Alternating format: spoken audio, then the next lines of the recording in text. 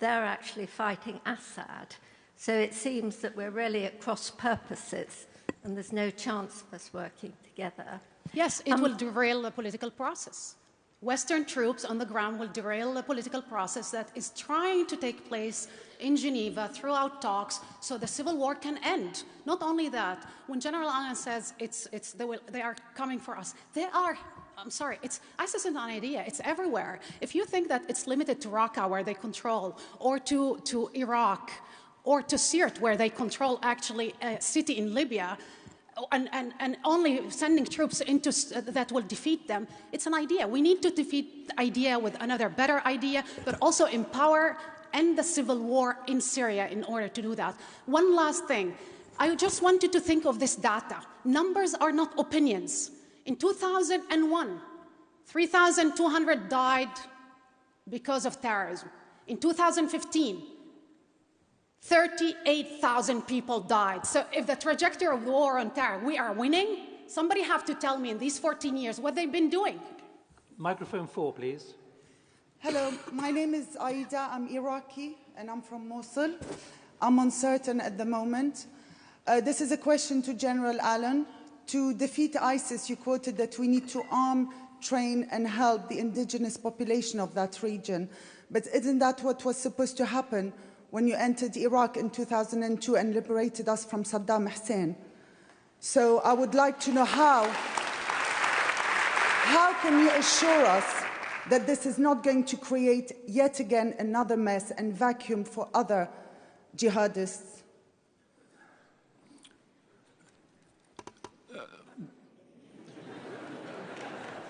What I had proposed was not the large-scale invasion of Iraq that you're pointing to. What I had proposed is something more akin.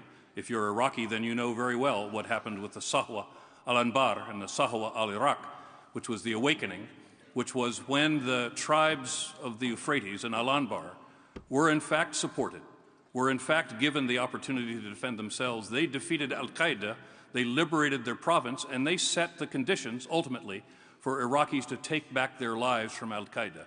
So the whole issue about whether I'm proposing an invasion to the region is not at all what I'm suggesting. What I'm suggesting is giving the individuals who must fight ISIS the capacity to do so. And it doesn't require a lot of force to do it. Sir, you trained only I want to hear from Ken Livingstone. Ken Livingstone, this argument about giving capacity on the ground.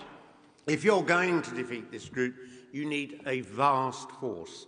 We fail to understand this is a deep religious divide. Forget just the terrorism.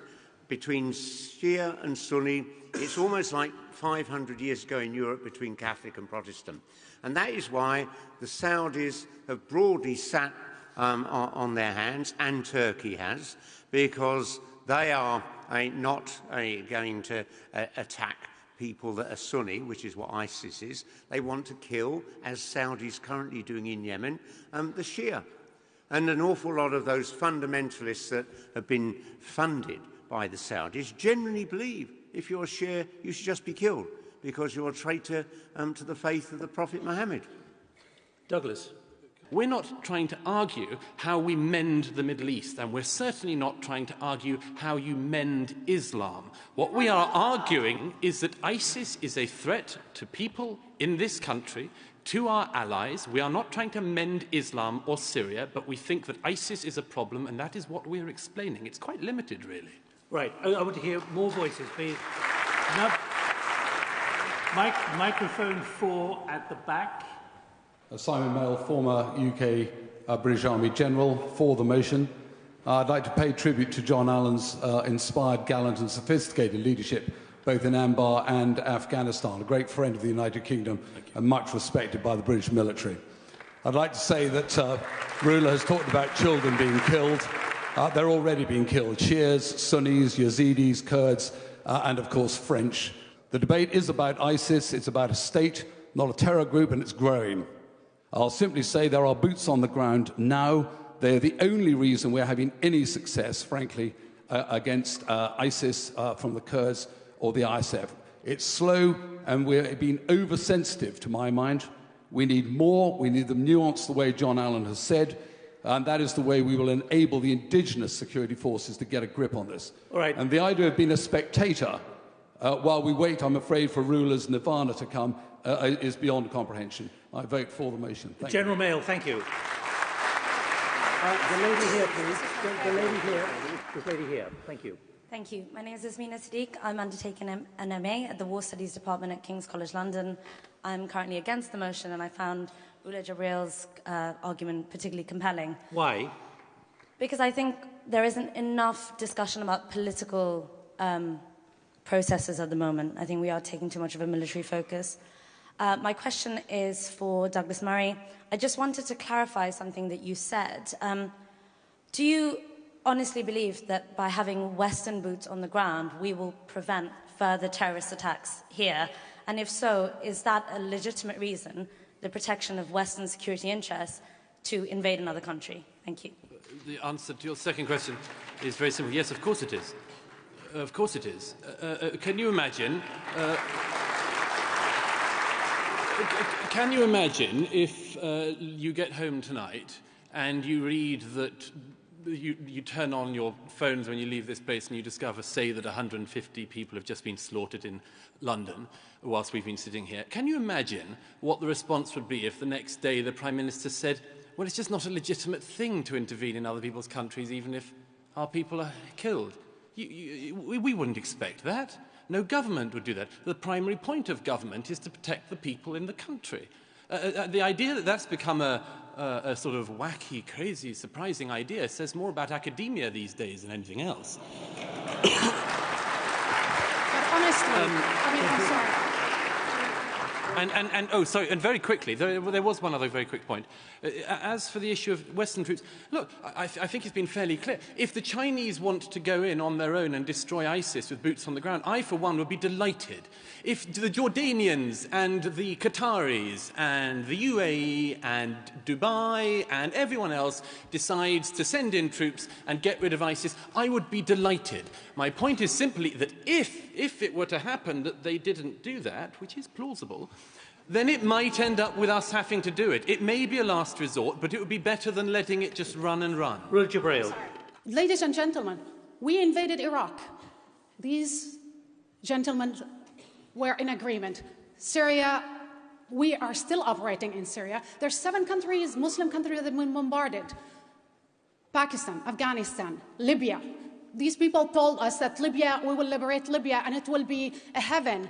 It's actually today in a civil war, and ISIS controls Sirte, a city in Libya. 5,000 fighters are there. Bombarded Pakistan, Afghanistan, Yemen, Syria, and Iraq. These are the countries. So for the last 14 years, the West was never a spectator. Did I agree with certain policies? I think certain policies are absolutely has been proven a failure. It's time to try something else. All right, so for the moment, thank you. Right, the lady down here.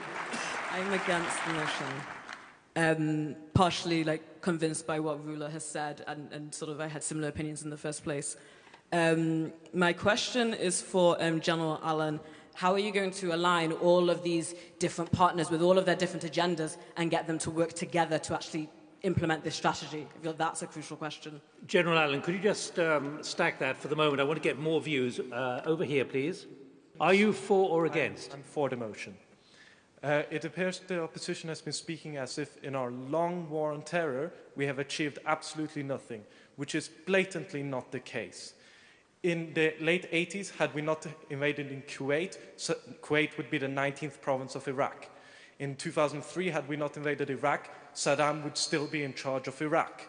We have achieved things. Simply because we have not achieved complete success does not mean we have done nothing.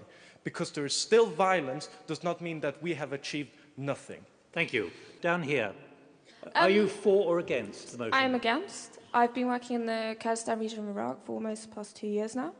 And I'm all for building local capacity, but I have a problem with the lack of nuance in the debate tonight. So if we take Iraq... Give us some nuance. So, wait for it. So, for example, you talk about building local capacity. The Kurdish, the government's almost bankrupt. They haven't paid any public sector jobs for the past 4 months, at least. And I'm slightly concerned. Why does there have to be military force local capacity? Why can't you be talking about political solutions? Thank you. Right, OK. Ken Livingstone, can you pick those up, please? Let me start by saying that the simple truth is, we didn't achieve anything in Iraq. We overthrow Saddam Hussein, but the situation is worse. Under Saddam Hussein, a woman could walk down the streets of Basra in a short skirt. He kept fundamentalism in check. No woman would dare to do that today.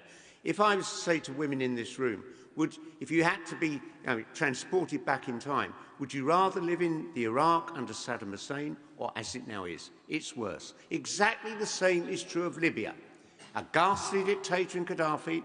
We helped with the French to overthrow him, and we've created a worse situation, a country totally divided, and a fundamentalist group like ISIS, they're now based in it. General Allen, a couple of questions to you there. Yeah, let me just go back to the lady who raised the issue of the Kurds. I'd like to pay tribute to them because against all odds, they have been able to hold their own against Daesh. They have recovered all the ground that they've lost. But I think they'd be very quick in telling you that they would not have been able to do it had it not been for a relatively small Western presence that gave them the capacity to fight. And fight they did. West of the border of Iraq and in Syria, other Syrian elements, and we learned about them and their courage in Kobani when they resisted the assault of thousands of Daesh. When we provided support to them, they not only defeated Daesh, but they pushed Daesh well away from the Syrian border, tens of kilometers, inflicting thousands of casualties. These are people who fight. These are people with a relatively small number of Western troops. That's what we're proposing. We're not proposing large-scale ground maneuver forces, which has the effect, ultimately, of destabilizing the region. And let me just say, I worry about the continued rhetoric around the world that seems to vilify Islam because of a terrorist movement. Islam is a great faith. This is not about Islam. This is about a religious or an extremist element that attempts to hijack this faith. So my own personal experience left me with enormous respect for the region, for the people, and for the faith of Islam. And they want to liberate themselves. We should give them the capacity to do that.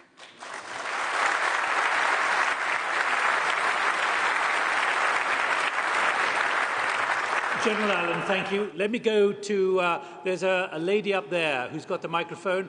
Hello. I'm totally against troops on the ground. I can't understand why the UK and the US government continue to supply arms to the Saudis and the Qataris who allegedly are supporting ISIS. On top of that, I wonder about certain American internet companies that allow horrendous pictures that are seen all over the world of people being beheaded, which then incites, people in the West to want to support ISIS, and then they're traveling across to these countries. On top of that, I have to say that Assad may not be a nice guy, but before everything kicked off and the West maybe supported small groups who wanted regime change, Syria was better off.